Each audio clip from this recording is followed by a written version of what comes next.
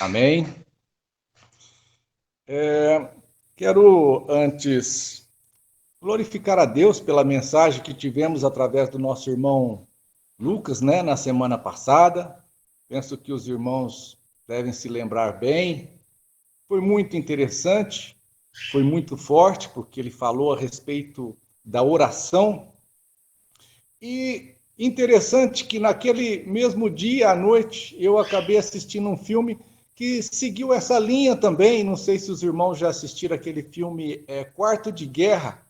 Muito interessante, quem tiver a oportunidade de assistir, passou na Netflix. É uma situação em que havia um problema entre o casal estava quase se separando, porque havia conflitos dentro da família e esses conflitos não conseguiam resolver até que a mulher se atinou. Ela pensou bem que a questão era mais profunda do que aquela situação que estava sendo demonstrada e que, na verdade, havia uma batalha no fundo daquele conflito. Uma batalha que precisava ser vencida de uma forma diferente. E foi aí que o filme transcorre de forma interessante, porque é a base do que nós vamos estar meditando. Eles representaram muito bem essa situação, que foi com a interferência de Deus, da oração, que conseguiu superar aquele problema.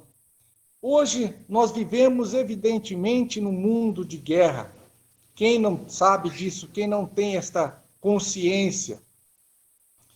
E esse mundo de guerra, ele demonstra claramente quando a gente vê um país invadindo o outro, ninguém duvida disso, que existe uma guerra.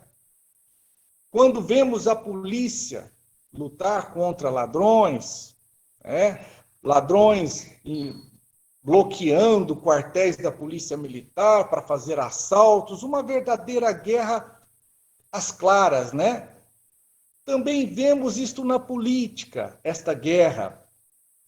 A guerra que se passa na busca do poder. Por exemplo, essa questão desta vacina, entre a discussão entre o governo do Estado e o governo federal. Será que alguém está preocupado com a vida das pessoas? Ou tem-se a preocupação da busca e do prestígio e de ganhar o poder? Nós vemos a batalha no comércio, uma guerra no comércio, entre aquelas situações dos concorrentes.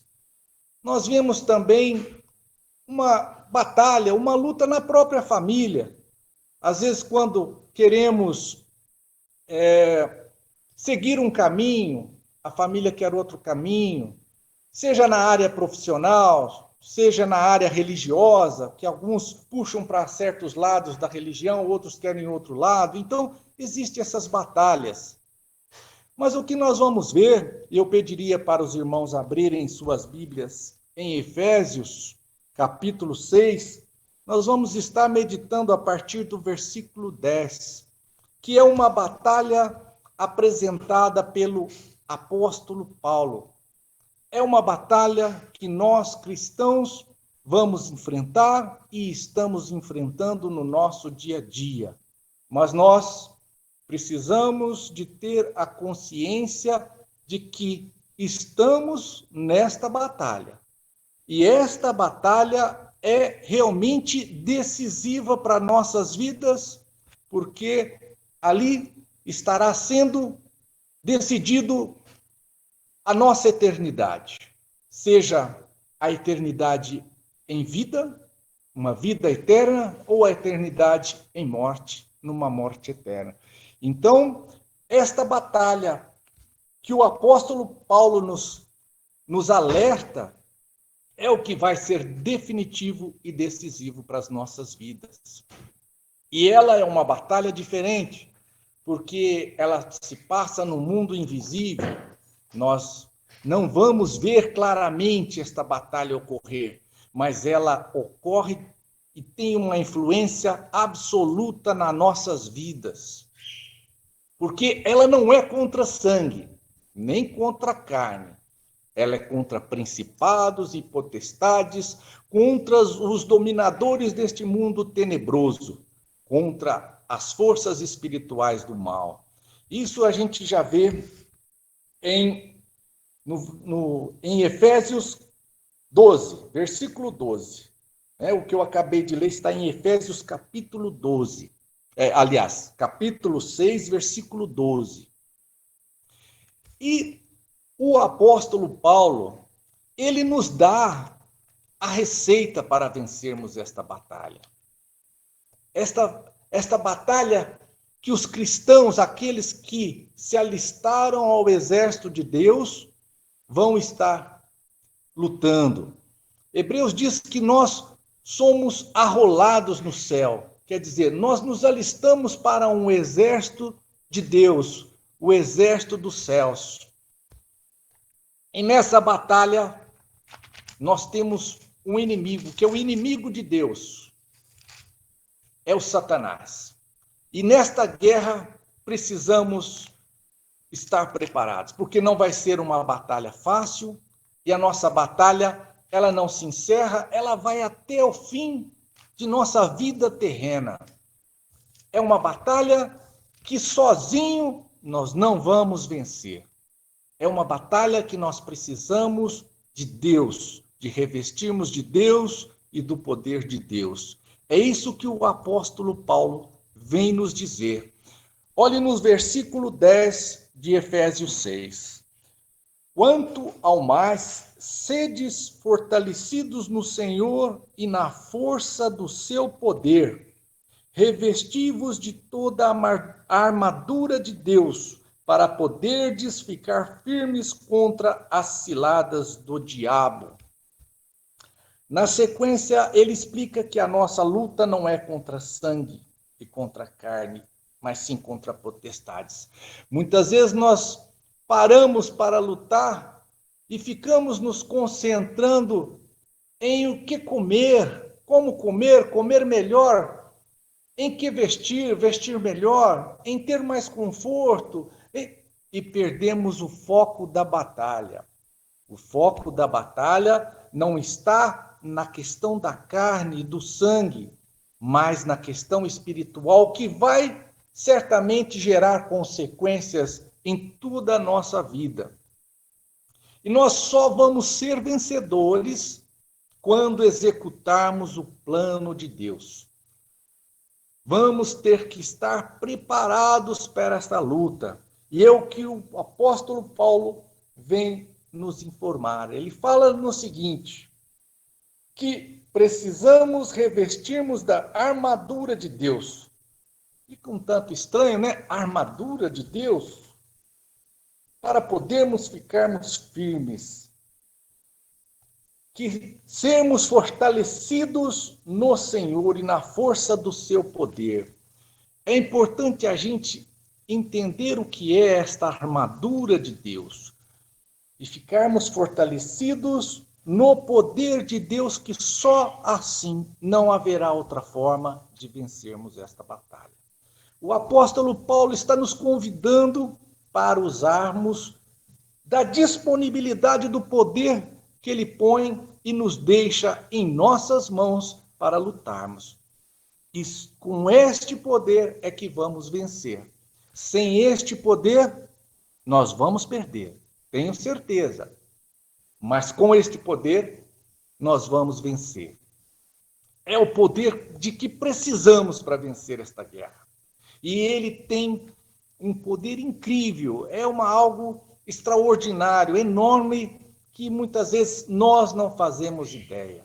O apóstolo Paulo, lá em Efésios, no capítulo 1, ele diz que esse potencial, este poder que Deus disponibiliza para nós é enorme, é muito forte. Ele fala o seguinte, a suprema grandeza do seu poder, está falando do poder de Deus, para com os que cremos, para conosco, segundo a eficácia da força do seu poder, a qual exerceu ele em Cristo, ressuscitando-o dentre os mortos.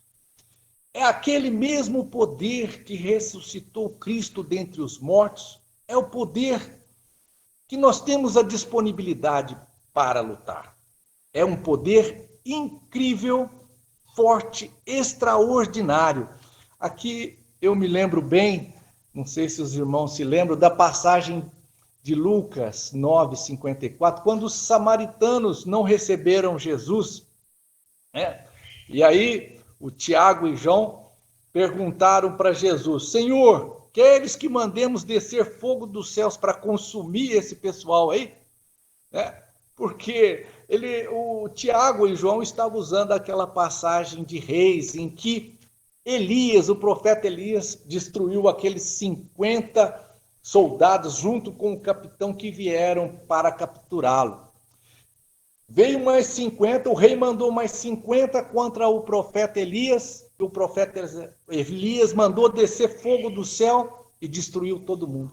Ele destruiu 100 soldados em 2 remessas. Na terceira remessa que veio, mais 50, esses se ajoelharam e imploraram para que Elias o seguisse, para que ele tivesse misericórdia da vida deles. Então ele seguiu. Quer dizer, esse poder está disponível, é um poder extremo, forte, é um poder extraordinário.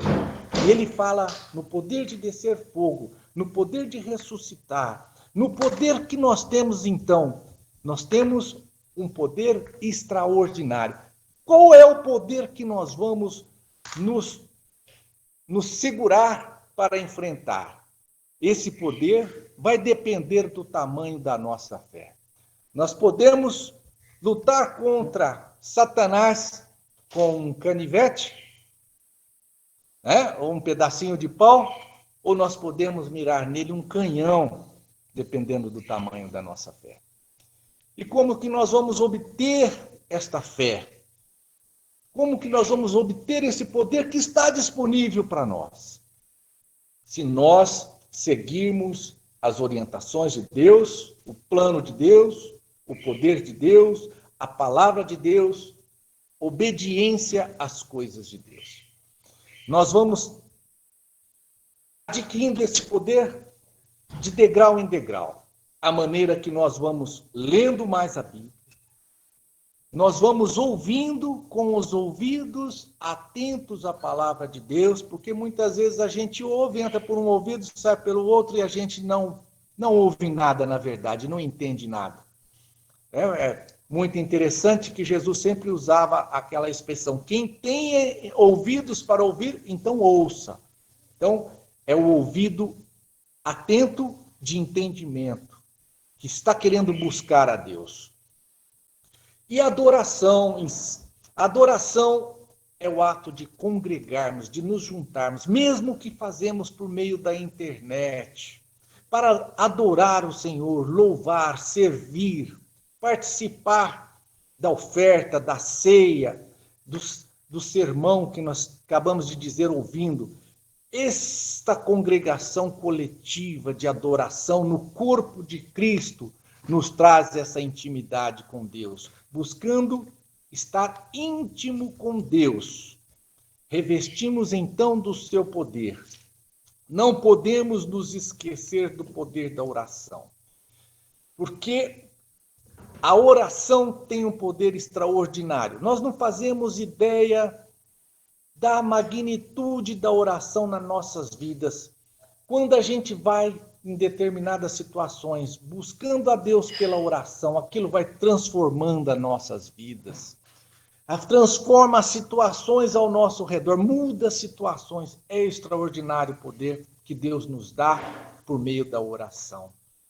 Então, irmãos, o apóstolo Paulo, dirigindo a nós cristãos, que ele diz que esta mensagem é para nós cristãos, aqueles que já fizeram a sua confissão, seu arrependimento dos pecados, que nós já fizemos a confissão de ser Jesus o Cristo, o Filho de Deus, que já passamos pelo batismo, tivemos a remissão dos nossos pecados, recebemos o Espírito Santo, que nós, por meio desses atos, nós então nos alistamos no exército de Deus.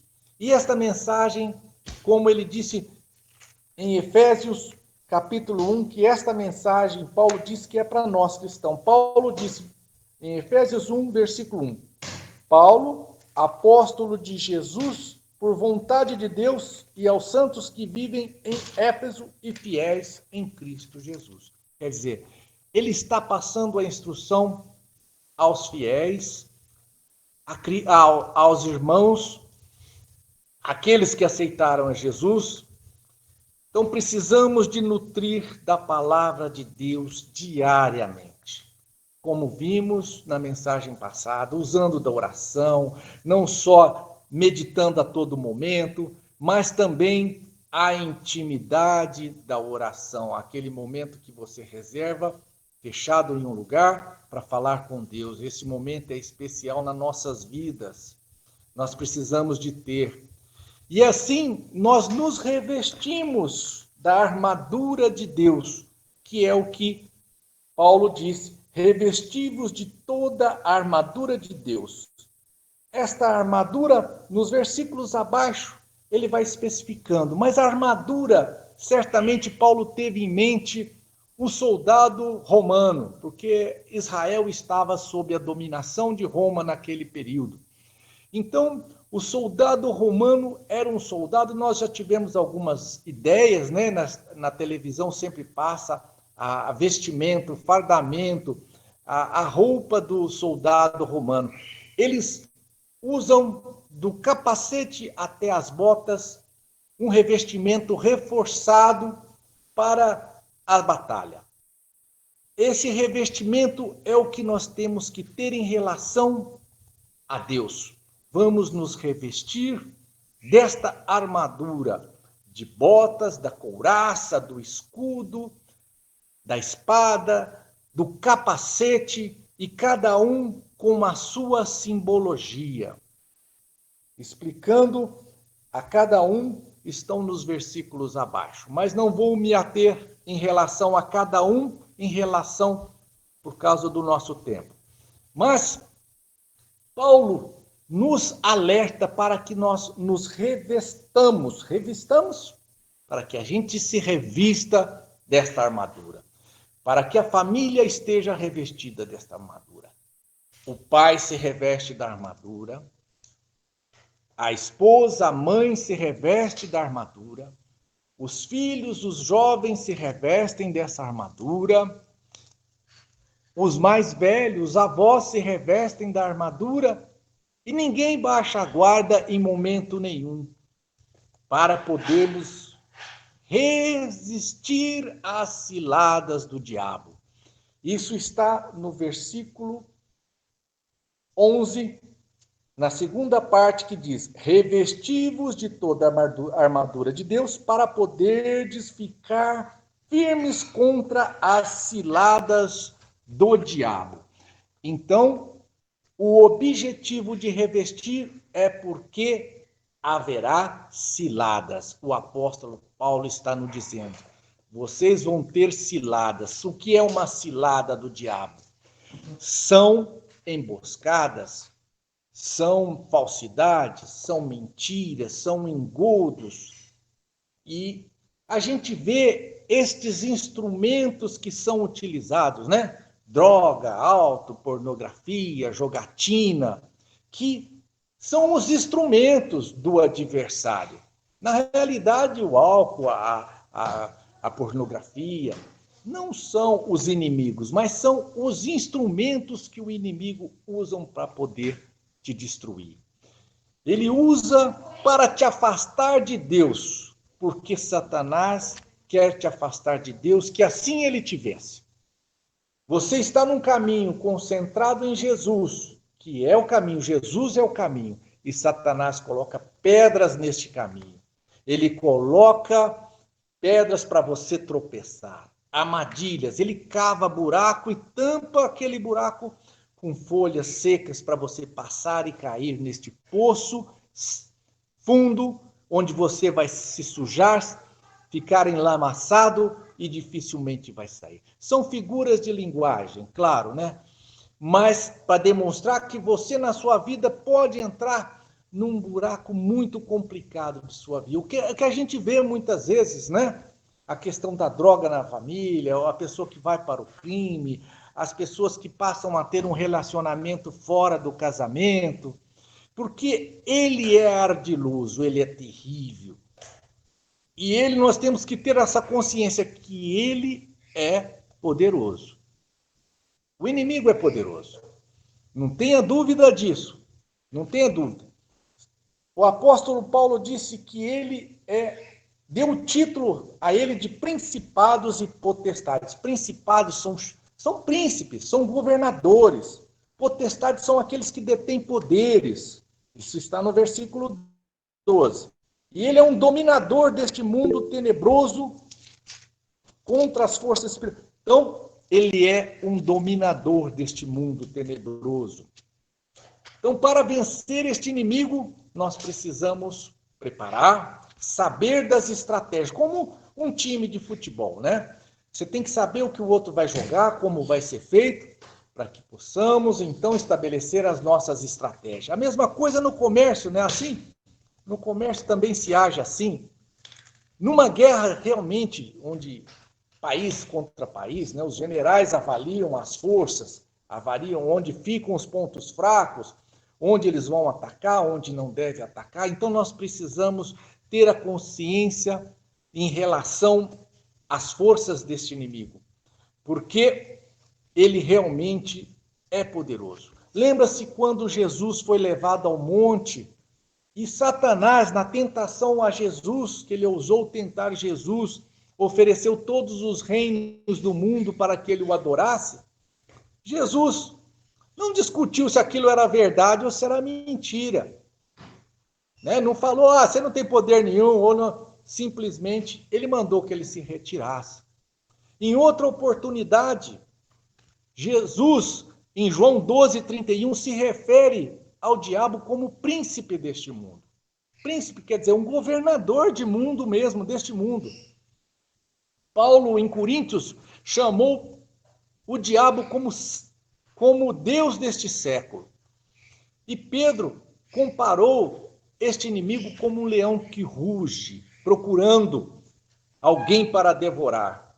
João acrescentou que o mundo jaz no maligno. Quer dizer, há um poder forte atuando neste mundo. E há um governador dessas coisas mundanas querendo influenciar nas nossas vidas. E nós sozinhos não temos o poder de combatê-lo. O cristão que se atrever a lutar sozinho vai ser derrotado. Nós estamos falando de cristãos, porque só assim nós podemos usar deste poder de Deus. Então nós temos que nos revestir do poder e da força de Deus para lutar. Ele quer destruir, ele é direcionado para o mal. Isso a gente já sabe disso. Ele é enganador, ele nos faz ciladas. No versículo 11, como nós já lemos, ele diz que as ciladas do diabo. Ele não vai se apresentar como o diabo para as nossas vidas. Olha, eu quero te destruir, eu vou te levar você para o inferno. Não, ele vem através de artifícios, de traições, de mentiras. Ele vai jogar uma iscazinha, vai te achar que para você pegar aquela isca como um peixe e se ver aprisionado.